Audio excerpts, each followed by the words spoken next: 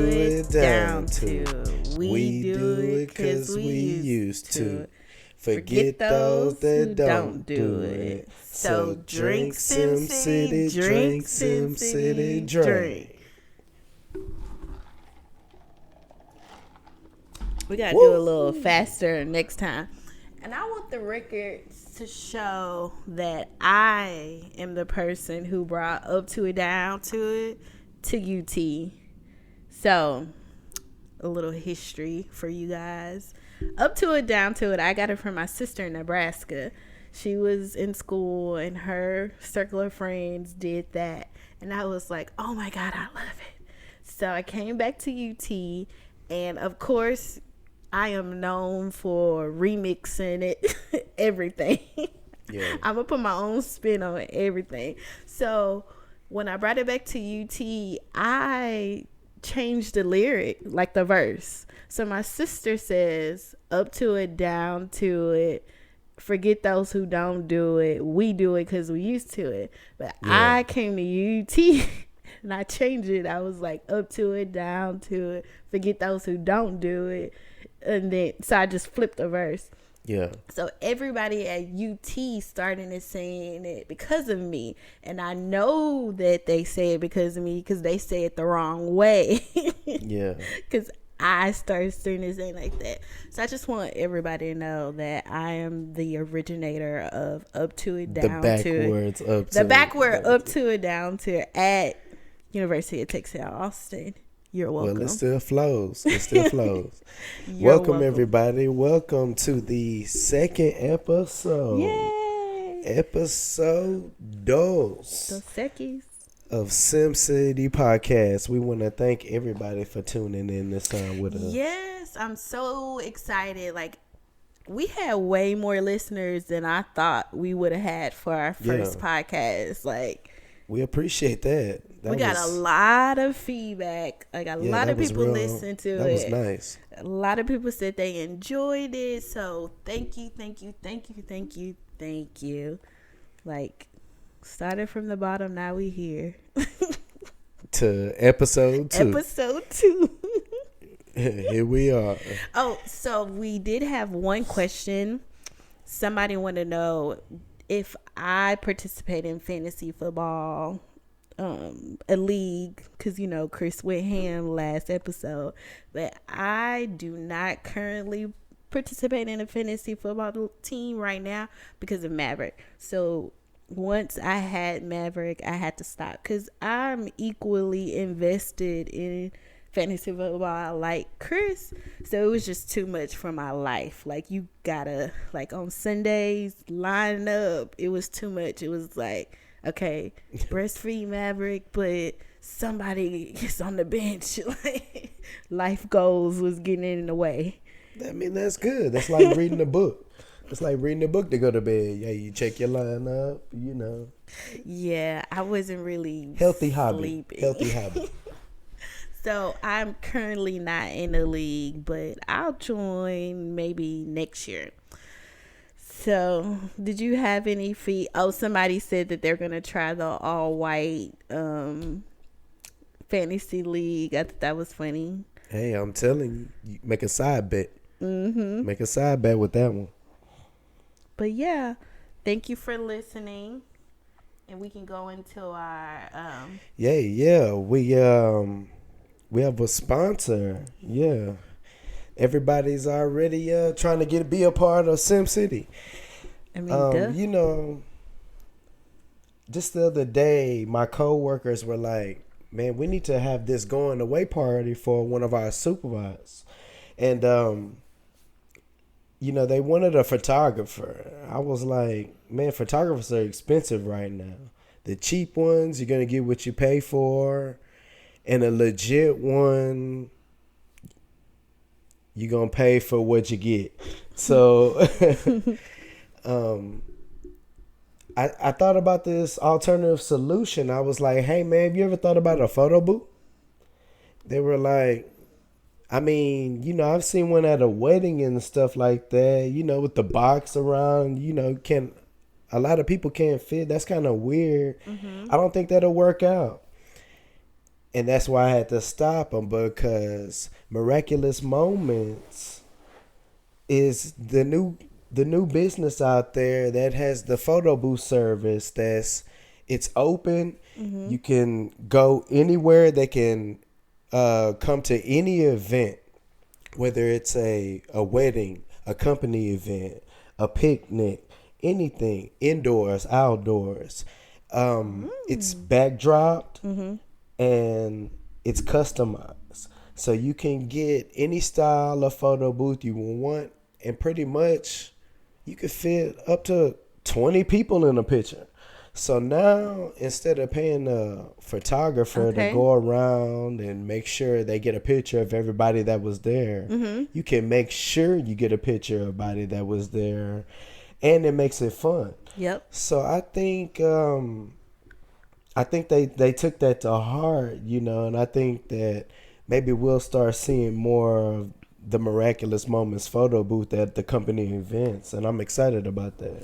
Yeah, that sounds exciting. And since you said that, we can use a promo code Miraculous Moments 10 and get 10% off. Yeah, and if that's www.miraculousmoments.me. Yeah, .me. It's all about the M's. And just to let you know, totally made that up on the spot. So yeah, 10%. Yeah. Because Miraculous Moments is actually our company, so we're sponsoring ourselves, of course, today. Shameless plug. I love it. Shout out to Miraculous Moments. No shame in my game. So Christopher, I have a question for you. What's that? What are you watching these days? What you mean? Can you give a recommendation for watch my back? Can you give the people a recommendation for any good shows? What are you currently watching? What am I watching on TV? Yeah. Okay. After that depressing ending of Game of Thrones, which I don't even want to get into, I had to find some new shows because I wasn't really watching anything other than that at the time. And I remember there was this show that I had always wanted to watch, and I never started watching it. And the season had just started, where it was like midway through the season. So I was like, I'm going to start checking it out. It's called Snowfall. It comes on FX.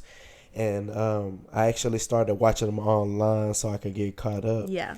This show, off the chain. I'm telling you, it's another one of those crime, drug stories. It's kind of like American Gangster. Okay. But the Frank Lucas of this story is actually based on the real Freeway Ricky Ross. Like the rapper? No. Oh. Rick Who Ross. the rapper got his name from. Like 50 Cent. So 50 Cent is actually a big-time drug dealer. And that's where Curtis Jackson got his stage name from. So what Rick Ross' real name?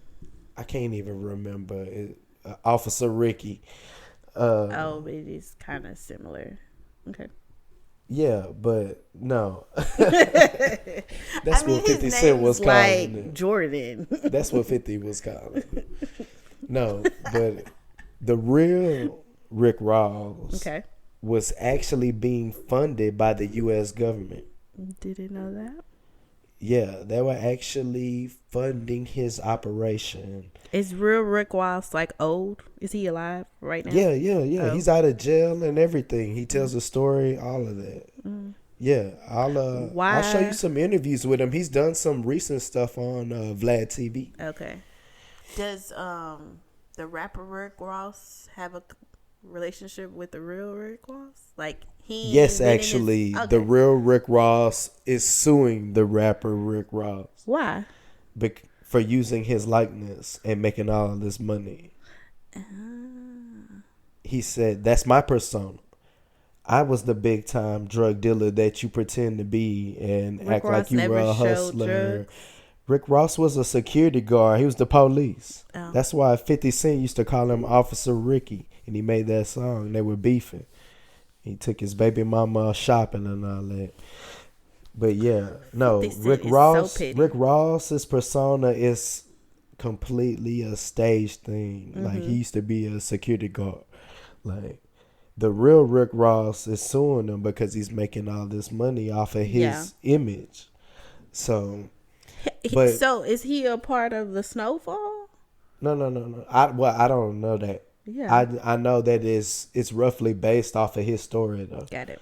Now the real Rick Ross was, he went to Miami eventually and all of that. He was moving it all over, cocaine and crack. But he was actually Crack is whack. crack is whack. Just say no. But the real Rick Ross was being funded by the U.S. government, and his drug money was actually funding their war that they were helping support in South America, because I believe it was like Nicaragua or something. There was a guerrilla war going on, and communism was taking over in the government in South America, and they were actually assisting the guerrilla fighters against the communist government so that communism wouldn't take over. So it was kind of like, the U.S. government was, covertly putting their hands in it to, dictate the outcome of their war. But they couldn't be like, we're sending guns and we're buying drugs from Nicaragua,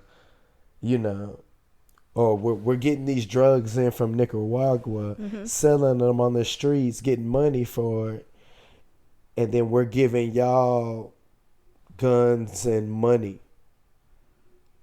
to help fund y'all's war. So Rick Ross had to sell the drugs and give a cut to the government? Oh, yeah. So that's what Snowfall is based off of. The main character is this young kid, Franklin Saint, and he starts off real wet behind the ears. He used to just sell weed for his uncle, on the street, little nickel dime bag, stuff like that. But he had big ambitions, and he had did like 1 or 2 years in college. He was really smart, but he wanted the fast track money, and that's kind of where it went to. He got introduced to the right people because he went to private school and high school with white people. So he met the right people who were involved in cocaine, not weed. And that's when he kind of took his chance. Well, I will say that I have not watched the show, but yesterday I don't know what I was watching, and the next episode came on and I watched all of it. So I am hooked. And it's like the 3rd season, right? Yeah, it's the 3rd season. And that one episode, I was like, oh, so now I need to go back and like catch up.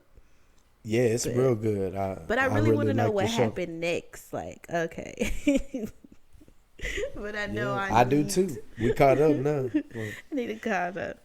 So you mentioned Game of Thrones earlier, and I always said Game of Thrones had the best recap as far as what happened the previous season. Like, you definitely got all the highlights of what was going on. That last season, we just gonna act like that didn't happen, but everything prior to, love Game of Thrones. The show that another show that we are watching is Queen of the South. So we thought we were watching the next episode because we record everything, and then when Maverick sleep or he lets us watch anything outside of Bubba Guppies and Blaze, we have to like negotiate with our son to watch something else. So we finally get to watch Queen of the South, and we push play, and it's doing this recap, and all the main highlights, we were like, we didn't see that. What? This person died? This person got blown up? Like, We saw two main characters get blown up Blown in the up recap, in the recap. and we never saw this. We were 2 episodes behind, not I one. was mad. And I was like, what? I couldn't believe it. I said, well, Didn't see at that. least we know what we can expect when we run it back. But I definitely recommend. Oh, do we only watch criminal drug shows? Because Queen of the South is definitely about. I think, but see, that's the thing. Those are the shows that are really interesting because you got your family sitcoms and all of that. Shout They're out funny. to I can watch Kings and Grownish. Queens. Yeah, shout out Grownish, I love Blackish, Grownish. you know.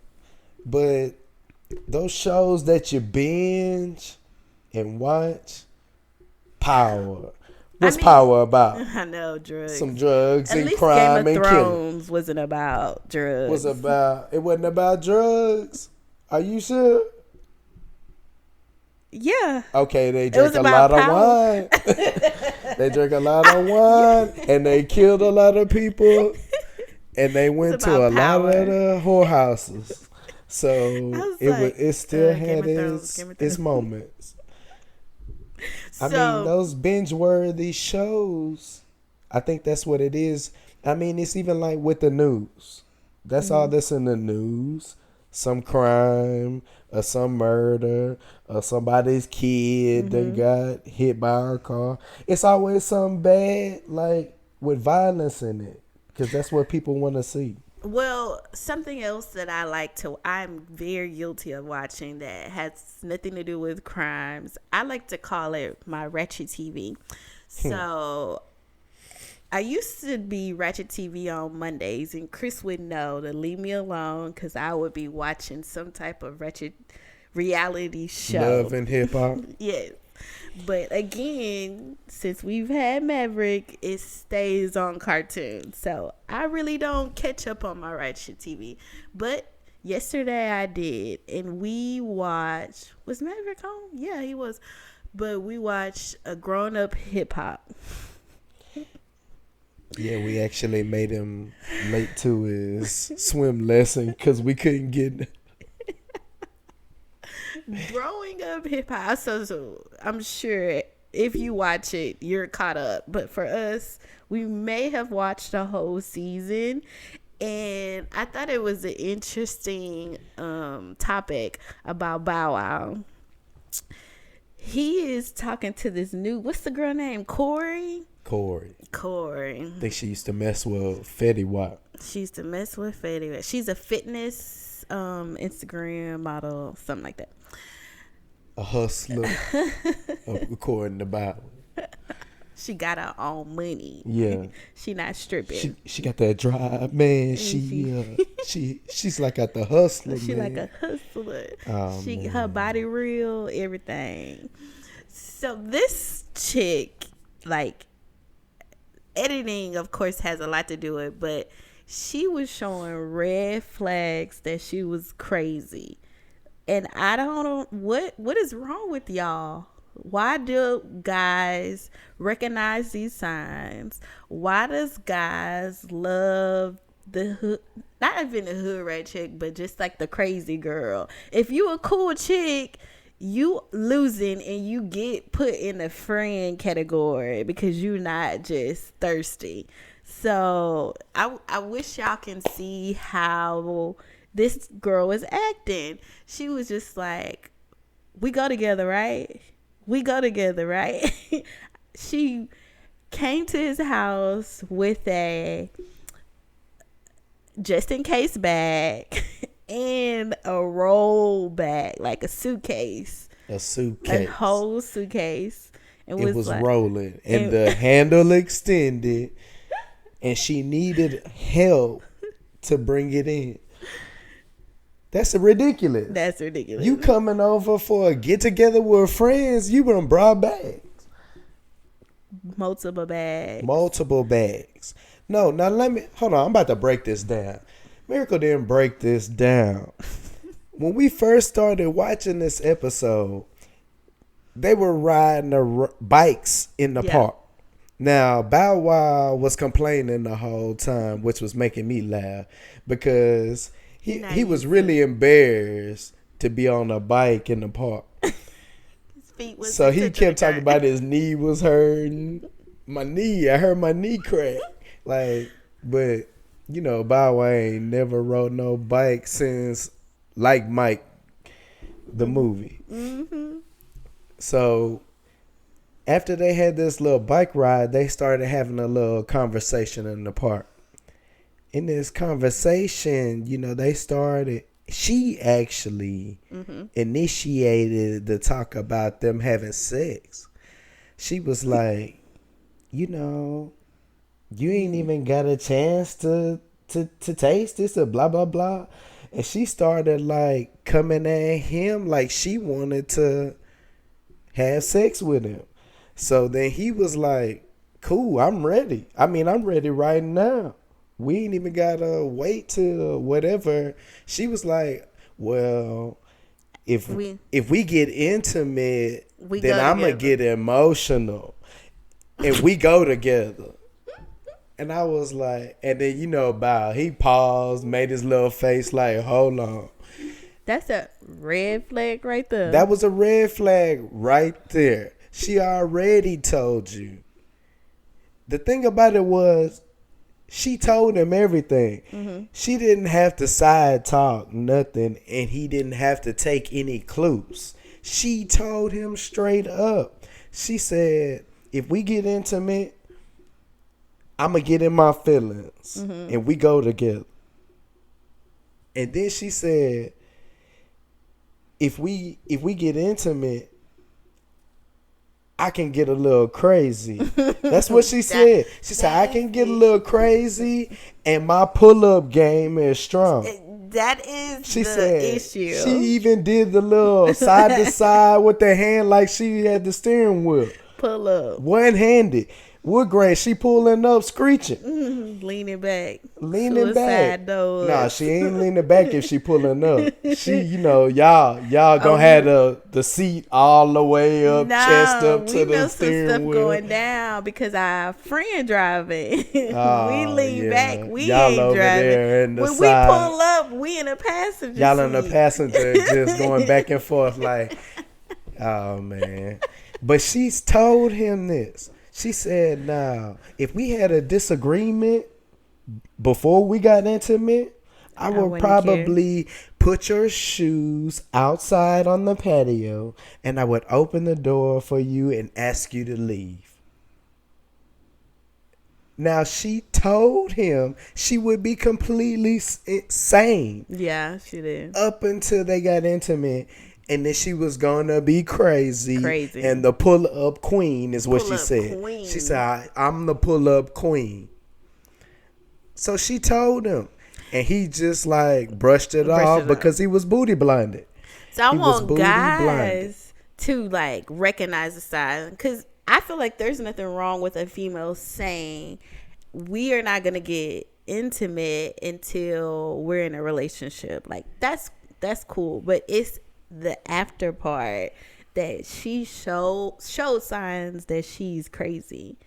Because I feel like a female can say, I don't want to do anything unless we're like official, or I know that it's just me and you. Like, you can't be doing a grown up with everybody in these streets and I'm just another person on your roster. Right. I feel like that's valid. But she was like crazy, point blank clear. And see that, I don't know, and that's what Bow Wow's problem was. He should have just cut bait right then and there, because he already knew what he wanted, and that's what I said when we were watching it. I said they both crazy because they're talking to each other right now, and they are telling each other two completely different things. And they still came to one conclusion. Nobody listening. They wasn't listening to each other at all. She said, I'm crazy. If we get intimate, we go together. He's like, I ain't trying to be in no committed relationship. I'm just trying to hit it and have fun. They literally were saying the two opposite things. And still then they started continue. kissing and left and went on and got drunk at the crib. I'm like, that's a recipe for disaster, for Yeah. domestic dispute. That is a recipe for domestic dispute. And he was just coming off a fresh one. A fresh one.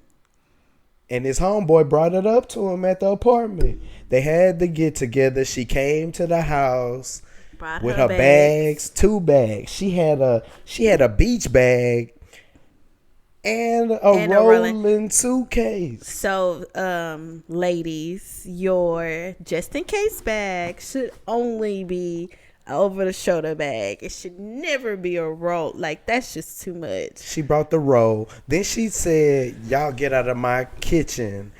I'm about to cook." See, I really didn't find a problem with it. Just because, like, you can do it, but you don't have to say it. She was trying to stunt. She was trying to stunt. That's why I say and she was really trying to put him on the spot so that he would co-sign it in front of his homeboys. She was trying to check him. And then he got on that sauce and he was just letting it go. And his homeboys was trying to let him know, like, hey, man, these signs, man, these look like the last situation you was in. You know, and they brought it up to him. Like, man, you moved into this situation the same way you moved into the last one. And we seen the mugshots, Bow Wow and the girl. He got way more scratches on him than her. The reason why I say I didn't see a problem with that. She should have just did it and not said. Because watching that scene, it just reminded me of me and you. Like, I rolled up. I wasn't cooking tacos. And then his homeboy looked like T. Lee. It was hilarious. He looked like T. Lee. The other guy could have been Tonio. Another guy could have been Waka Flocka Frank. I've been in that situation, but I wouldn't be stunting like she would. I would just be there, be like, okay, I'm cooking.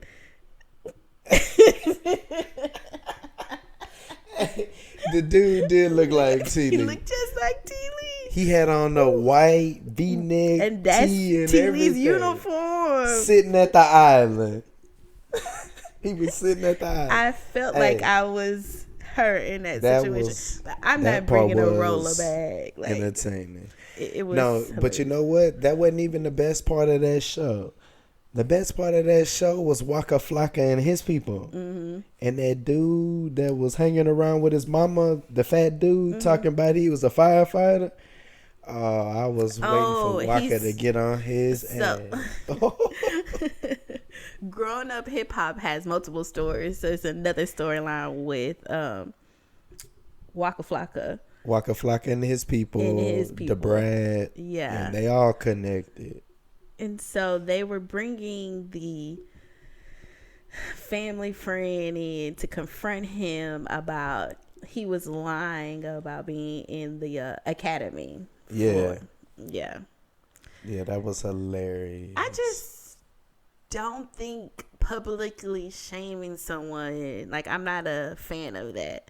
Yeah. Like, the mom could have, but maybe, this was our first time watching this season, so maybe they've tried multiple times to kind of, hey, are you telling the truth? Because that's embarrassing. That's embarrassing because when somebody's going around, especially when, your family is known like that. Yeah. And this person is walking around telling everybody he's associated with y'all. Yeah. And he's lying like this and he's all in public. And then the public finds out about that. It's all on the shade room. I mean, it's just like, like with Lonzo Ball when he found out the dude working with his dad was a fraud, Now it looks like the whole business was a fraud, true. And everybody's stealing, So, I mean, you can't be associated with it. And I'm going to check you because really the person you closest to and betraying is my mama. You checking him with everybody? Like, yeah, absolutely. Especially if you're doing this to my mama. Okay. You making my mama look bad because that's her friend. and he's to hang around the family because of her. And I mean, it came out how much everybody was uncomfortable around that dude. It was weird. And then you talk to other people that were on the show and they mention him and they start making the same face. So it had to have been something about this dude that wasn't right, you know. So that part was entertaining to me because they had a nice sushi dinner, but it was all planned. It was like the hood intervention. Like, nah, we ain't about to give him no words of encouragement. I'm about to check this dude. Yeah. And if he say the wrong thing, I'm going to bust him in the face. He got serious. And run him up out of here. So that's what was entertaining to me. That's real drama. That's what me and Miracle like, watching real drama when people start raising their voice. Like, that's it. So Waka Flocka Frank. Waka Flocka is that's somebody else. Waka Flocka is getting like mad, and Tammy is like, "No, calm down." And I was like, "Tammy is so me." I would Shout out Waka Flocka Frank. Waka Flocka Frank. I would be telling Chris like, "No, calm down. It's okay." Oh man. Family is crazy. It's nothing like family. I will say that. And speaking of family, I will say that our Simpson family reunion is tomorrow. So I'm super excited. This is gonna be the first reunion since my grandma passed. So we plan on doing a little special tribute to her. I think we're gonna release some balloons in her memory. So definitely a little sad because the 14th was her birthday, and we usually always like try to celebrate her birthday at the picnic. I mean, at the reunion, it's and then always a cake.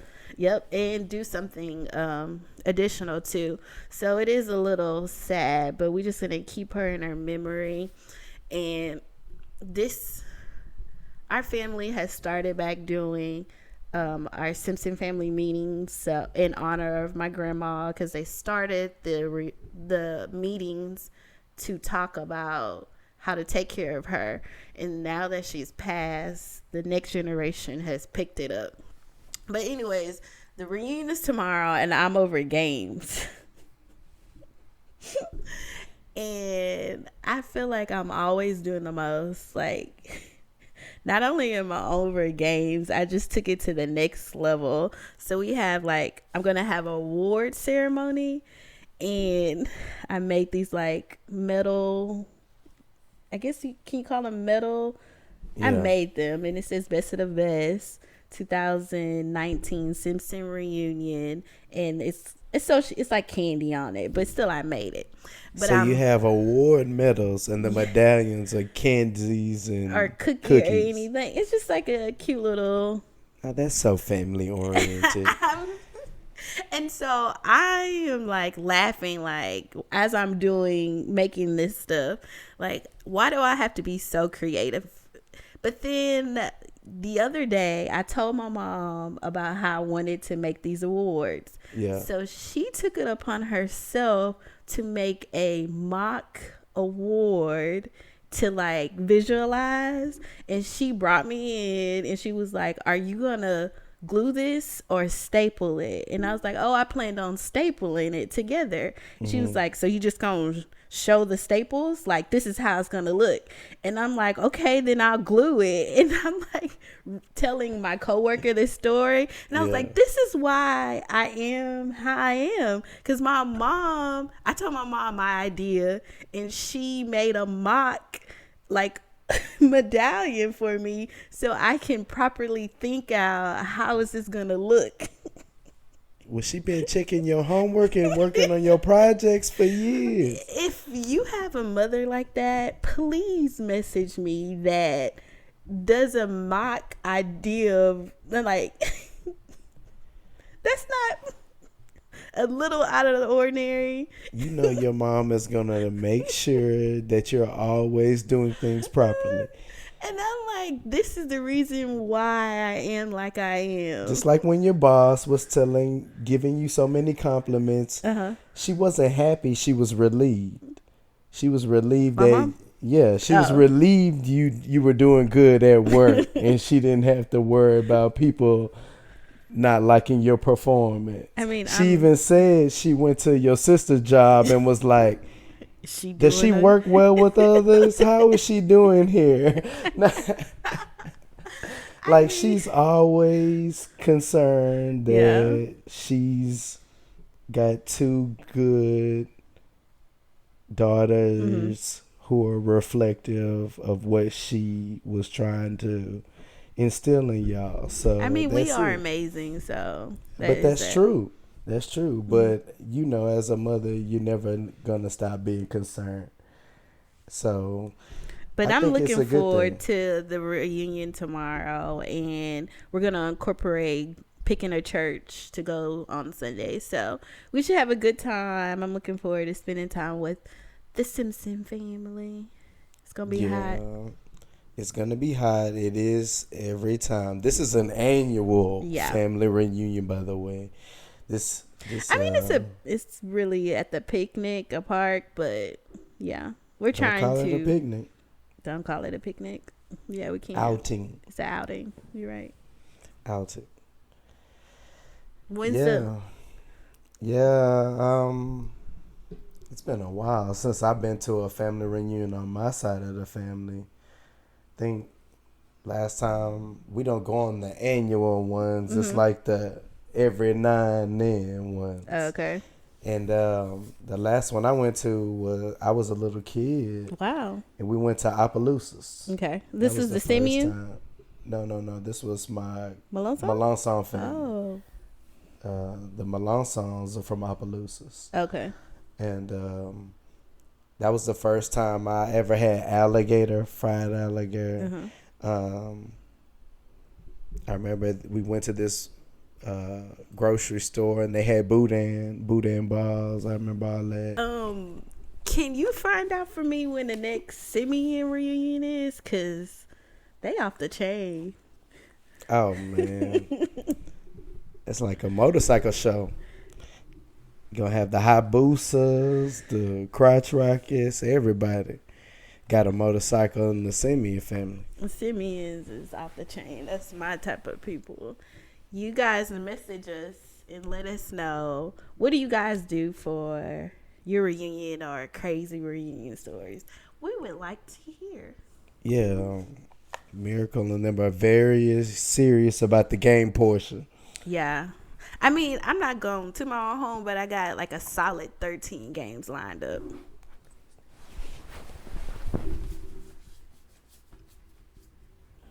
Yeah, that's what it's all about.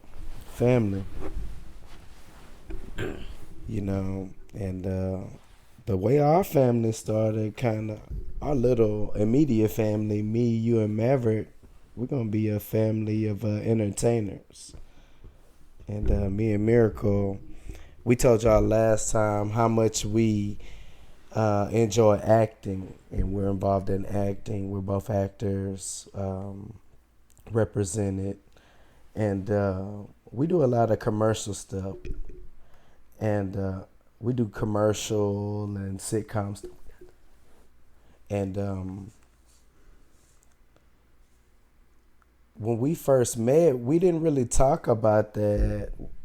We didn't talk about that until we came back to Houston, actually, and find out that we actually had the same enjoyment to the same interest in doing acting. I just want to ask you real quick, like, what made you want to start acting? So I had always, like, since I was little, being a performer, never being shy to have the mic, or you know how it was weird to me that people would say public speaking scares them. And I'm like, what? Yeah. Get me in front of a crowd. Like, I will turn it on. So I've never been shy in a large group or anything. So just growing up, I've always been in plays.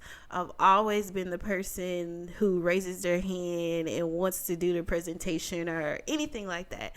So, but I didn't really get serious about acting, of course, until I came home and so it wasn't like I was going through a difficult time in my life, but I knew I needed to be more involved in church. So I was in deep prayer, and I was like, okay, I need to just serve more. So if I serve the kingdom, then I will get rewarded. The desires of my heart will happen because I'm being of service. So it lined up, because that year at New Light, they were pushing for to be involved in the services. So I think they just had a list of all the things you can sign up for, and I signed up for the drama team, and I signed up for photography. And the year I signed up for that's the same year Miraculous Moments was birthed. That's the same year that I got signed with my agent, and like acting opportunities has been coming like consistently since then. So it just reassured me that when you give your talents to the kingdom, it comes back to you in the natural. So I don't even know, it could have been 2015 or 16. So me signing up for the drama team and photography, we did our first play with Aaron B Productions. Shout out to Aaron. And Angel was signed with Paige Parks. And I asked her, how did you get signed? And she kind of just told me what to do, took me under her wings. And I got into acting classes and then shopped around. And that's how I found Rebecca with Bee's Talent and got signed on. And then you got signed on. And Maverick signed. So, it's not crazy, but that's just an expression. It's just like, wow, how as soon as I turned my focus away from me and to God, then I was in turn blessed with becoming an actress. And also Miraculous Moments was born. Yeah, mine was, I don't know, I think the first acting class, like when I was a kid and stuff, even like in elementary, I was like in the choir, and I could sing, and I would always sing. Because I was the best singer probably in my grade. The choir teacher used to always love me. I would always get the lead part in all the plays, and so I would always have the most singing parts. Basically musicals, yeah. I would have so loved you. One of my key roles in elementary school was a Christmas Western play. I was the candy cane kid. I was the hero of the story, and it was pretty good. I used to I think I was in 5th grade. Yeah. So like all the 4th and 3rd graders, 2nd graders, all that, when they came to the play, the program, we had to do it for each grade. So I would see them in the hallways after the program. They'd be like, candy cane kid, candy cane. So, I had a fan base early on, in life. You have no idea how much I'm loving this story. Like, you were in a whole musical at 5th grade. Like, I had solos, everything. Like, all of that. It was good. I was a soprano. I know. If I knew you back then, me and my whole family would have been there. We're going to Chris program. We're going to Chris program. Christmas program. He got one line. We don't care. There's his name in the program. Candy Cane Kid, Chris. My family's so supportive. Chris told me after the fact that he did a little impromptu. I wouldn't even call it impromptu, but you were in a play at church that you security guard for. And I was so mad because I was like, we would have came. Miracle Michelle Charlotte Curtis would have been there at that church on front row with flowers because you had 2 lines. Yeah, that was not that serious. I kind of made the lines up. There were lines, but I still improv'd it. It wasn't that big of a deal. It was 30 seconds. We would have been there. But yeah, um, I kind of always enjoyed that kind of stuff. And then at UT, I actually took an acting class, and man, I made like an A+ in that class. Oh yeah, I did take an acting class at UT too. Yeah, I killed in that class. I remember it was funny because we had this one project that we had a partner project. So we had to do a scene with a partner, and it had to be a male and female. So we did the scene. Everybody had to do kind of the same scene anyway, but it was kind of how you interpreted it. And I remember we did the scene, and I kissed a girl for real, and everybody went crazy. Even the instructor, she was like, "Wow, like okay, yeah." Did she approve this kiss? Yeah. Me too. We talked about it. We didn't rehearse it, but we talked about it. This was like, man, I can't even remember when this was, what year this was, but I remember then I kind of like, okay, this acting stuff, I'm pretty good at this. Yeah. And then one of my frat brothers told me that he was an extra on a TV show. I was like, what? I was like, what show? Yo Lame Butt? Nah, shout out to my boy. You know he is. But it was Friday Night Lights, the TV show. And, we went to UT in Austin. And so the film market out there is growing and growing. And they're doing a lot of TV shows out there and movies in Austin right now. And Friday Night Lights is one of them, directed by Peter Berg, who actually did the movie as well. And my frat brother, he was an extra the season prior. He was one of the football players, and he used to go every time. So they made him like a recurring extra. So anytime you extra on a TV show, when the episodes are recurring like that and they're constantly filming, they'll call you back. And they'll continue to call you until you don't answer the phone or you can't make it. And you might blow your opportunity to get called again. Unless they just can't fill the spots, they may call you again and give you another opportunity. And that's kind of what I was struggling with because that very first time I went, I used to always tell them, I'm like, hey, man, the next season, like, if they ever got a spot, let me know. I want to do it. Yeah. He'd be like, all right, man, whatever. Yeah. But spots actually opened up that next season and they needed people. So he let me know, and I was like, appreciate it. So I went, and I got to be one of the extras, the football players. Yeah. So we had to do a practice scene during the day, and then we had to be there until it got dark so that we can do a game scene. Yeah. It was for the first episode of the season, and it was like the coin toss scene. So we did the episode during the day at practice. We just did some jumping jacks and stuff like that. They just really had us in the background. And it was like the principal lady who was actually the wife of the coach on the movie, Connie Britt. She's on the TV show too. And she plays the coach's wife on the TV show. But it was a scene with her talking to like the athletic director and the coaches about, the coin toss for the day and all that. And they kind of got into it a little bit about something. And the night scene came and they needed to do the coin toss scene. So we're all in game uniforms now, and we go out there and we all stand on the sideline, and the casting director just walks up and down the sideline looking at all of us. Now my frat brother, he's probably like 10, 15 people away from me. We weren't standing next to each other at the time. And the casting director just walks by and he stops in front of me and he goes, you, number 26, you're going to be in this scene.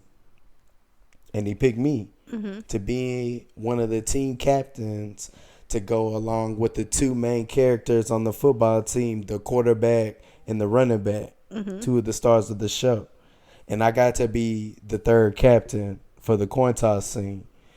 So I got to, like, we all walk up together looking tough to the middle of the field. We shake the other team's hand. We shake the referee's hand. And we go up with the principal, and she's going to actually call the toss for us. Now, the coaches told her to call tails, and she called heads because they were kind of beefing. She was beefing with the coaches and the AD. So she called the opposite. But we won the toss anyway. So it was funny because we already knew what the coin toss was supposed to be. So we were supposed to have these confused looks on our face when she called the opposite. So I didn't have any words, but my face was on camera like 5 times. So it's on YouTube, guys. We yeah, should have a link. It's Friday Night Lights season 4 episode 1. We'll add the link for you guys. Oh man, it might cost y'all. He looks NBC. so young. They tax. But no, that, like, being on that set and watching the directors, and I got to meet Peter Berg because he came out, and I just kind of got that bug. Yeah, like it was so much fun. Like being on a set. Cameras rolling, directors. It's like watching it on TV, like watching somebody do it on TV behind the scenes. Like I got to live that, and that was awesome to me. Yeah. I'm like, I could do this. Like I could get used to this, you know. And then when I found out that you liked it and you were getting an agent, I'm like, well, I need to get one too. And you were like, well, you need to do acting classes like I'm in right now. So like a month after you started acting classes, I started. Yeah. So then you got an agent, and then a couple months after that, when I was finished with classes, I did some agent shopping, and then I got an interview with Bees because you got me in the door, and then the rest is history. You know, we've been doing commercials, and we've done some stuff together, which are my favorites. The ones we do together, I have the most fun on. Like the ones we did together. I really like the one we did with the Mutual of Omaha because I was pregnant and they were catering to me left and Oh yeah, ma'am. Can we get you another water bottle with straw? Are you hungry? Yeah. There's the restroom. Do we need to take a break so you can go to the restroom? I did have to pee a lot, so. Yeah, that was Maverick's first commercial. That was Maverick's first commercial. Maverick's still getting paid for that commercial. They still running it, and we still ain't seen it. Still haven't seen it. Maybe one day it'll make it down to the south. They run it a lot. They can run it for another year. I can get paid again. They run it a lot in Nebraska, but we haven't officially seen it. And we may still be on the website and all of that. So if you go to Mutual of Omaha, some of the pictures are of us. But yeah, that was a cool commercial. Maverick's been in 2 commercials. Both of them I was pregnant. Okay. One of them I was like 5 months and nobody knew I was pregnant. Yeah. And I did a commercial. And then the second one was Mutual of Omaha. I mean, I was cast because I was pregnant. So yeah, we've been doing all right this year. Yeah. We've been in a few commercials this year. You just was in one where they had some drama. It was outside. It was outside. We did a Toyota commercial, and it was a tailgating commercial. So we were outside the whole time, and one of the girls unfortunately passed out on set. So it was a little scary, I'm not gonna lie, but it was hot. I think I still have sunburns. Yeah. Hot. And then Chris did 2 recently. Yeah, I did a commercial for Favor that's out right now. You may have seen it. 3 Seconds of Fame. You know, but I got my face in there. And I just did a commercial for Lowe's recently.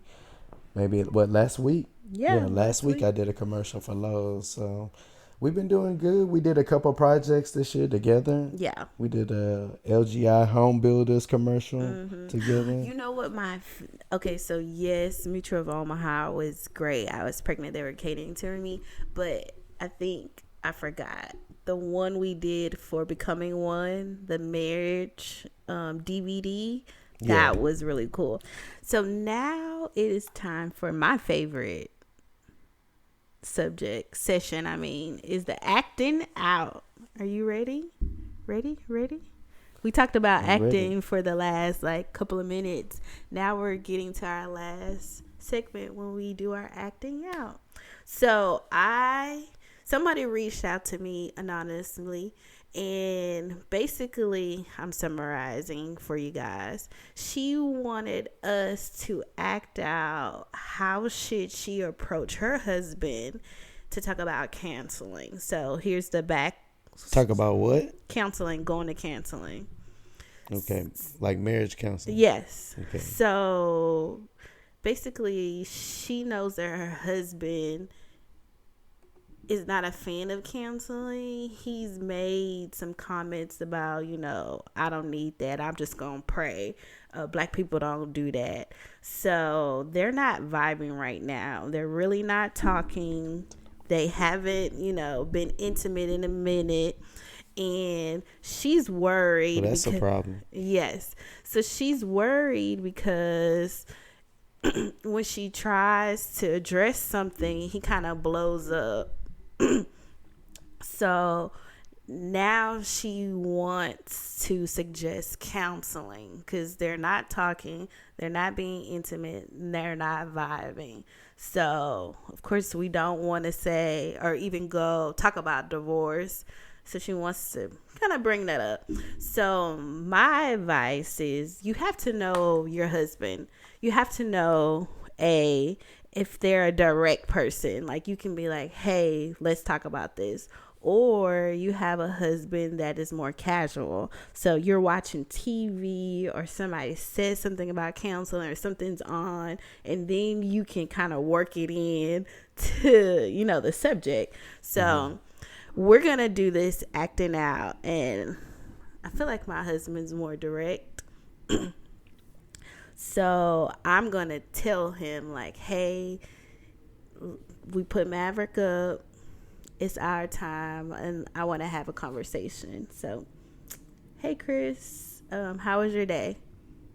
I mean, it was cool. I ain't have no altercations, so I was good. That's always good. I'm still employed, so I guess it was a good day. We can still pay them checks. That's what counts. So I just wanted to kind of turn the TV off, just... Whoa. The game is on. What you mean turn the TV off? It's on halftime, so let's turn the TV off, and I want to have a conversation with you. What did I do this time? You didn't do anything, so... Well, if I didn't do nothing, what we got to talk about? Why do I have to turn the TV off for us to decide? I would just like your full undivided attention. So TV can be a distraction, and I want you to look me in my eye when I'm talking. Is that okay? Sure. Okay. So I have been noticing that we've been a little off lately. And I feel that I think it would be good for the both of us, but more importantly, me, if we reach out to somebody, because we've been a little off and I don't really feel that connected with you. So I mean, I don't feel like we off. Maybe you feel like we off. I don't feel like we off. What you mean? So you think that we're just perfect right now? I mean, I ain't complaining. Okay. Well, I understand that you feel that way, but I feel like we're not really connecting how we used to be. Okay, what do you want from me? What do I need to do? I would like us to go to marriage counseling. For what? so we can work through and how to build on our relationship, how to make it better. You Okay. feel So that what we're is good. some stranger gonna tell us how we need to build on our relationship? They don't know us. I think that's the best thing. So I think our communication is a little off. So when I'm saying things, maybe you're interpreting it in a different way. So if we have somebody that doesn't know us, they can be able to like mediate and say what each other is feeling in a different way because they are a professional. I mean, I wasn't raised like that to get other people in my business. I Like, understand. we communicating right now. Why do I need to get somebody in my business for you to feel like we communicate? But I just think it would be good for us, and this is something that I Why? really, Well, why do you think it should be good for? It would be good for us. because Why? this Because is other people do it. no, this is something that I need, and I want our relationship to get better. Okay, but what about what I need? I need to not let people all in my business. This is a professional, though. Okay, not professional to who? Some quack? Some head doctor? Like, I don't want to let some strange person that sit there and judge you and write on a little notepad about what they think, what kind of husband they think I am. Like, They're not gonna tell you what. They're just gonna help us have a better flow of communication. Because I feel like you're getting defensive right now. So if we have somebody there that it has our best interests, both of us at the same but time, how and do how how do you think that they have our best interest? Because they there to get paid. They get paid regardless. So I mean, we on the clock. Whether we resolve our issue or not, they getting paid. How do you feel like this random stranger, them listening to our problems, is gonna benefit us? how about this? Both of us have not been through marriage counseling together. So how about we just try it? And if it doesn't work, we won't have to bring this subject up again. But I just feel really strongly about us going to counseling together and work on our communication. So if we just try it out, can you at least meet me halfway and try it out? If you I do mean, that's not think 100%. That's not halfway. That's 100%. no, try out canceling. I'm saying if you don't think that we're benefiting or you're not vibing with her, then we will not go. But I just need us to really try every avenue for this marriage cuz I feel like we're not we're a little off. So can you just do this for me for us to build on this marriage? Will you at least consider it? I mean, I consider it. So can we go? Yeah, I guess. Okay, great. And scene. So, great acting out. Good job. High five. So the point of that acting it out is try to eliminate you. Every time I was talking, I tried to say, I feel, I feel, I feel. Because as soon as you say, well, you need to, or da da da, that person gets defensive. So my advice to first of all, I am a firm believer in counseling. I'm an advocate for counseling. I think you pray in the spirit and get on your knees, but you need to do everything in the natural and in the supernatural. So if you go to your husband and you really make them believe that you need this and you want this and I feel, they'll usually come around. I mean, it is a little different in our culture to talk to somebody, but mental health is serious. Like, mental health is serious. And talking to someone with a different view And the role of a therapist is just to make you shed light and shift your thinking in a different way, or even see where the other person is coming from. We are never narrow minded. We grew up like this. You have people who think the same way. So it is beneficial for you to have somebody who just sheds light and kind of makes you think in a different direction, or just consider somebody else's feelings. Because when you are communicating with your spouse, you're always thinking of your response, and you're never really listening to what your spouse is saying. So a therapist is there to cause you to slow down and really listen, repeat, echo what your spouse is really saying, and you kind of listen and you interpret what they're saying. And there's always compromise. You have to compromise in a marriage. So Yeah, and I think it works both ways. Not saying that you have to go to counseling. Guys, you have to be open to communication, period.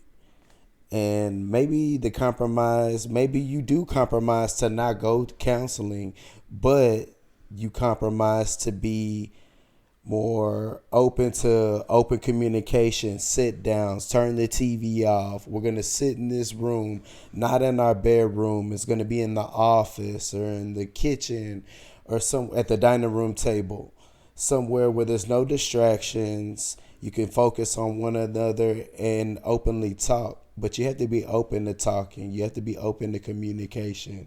Some guys are raised to be shut off, closed, tough, machismo, and they don't want people to tell them how they need to operate, whether that's wherever, especially in their relationship.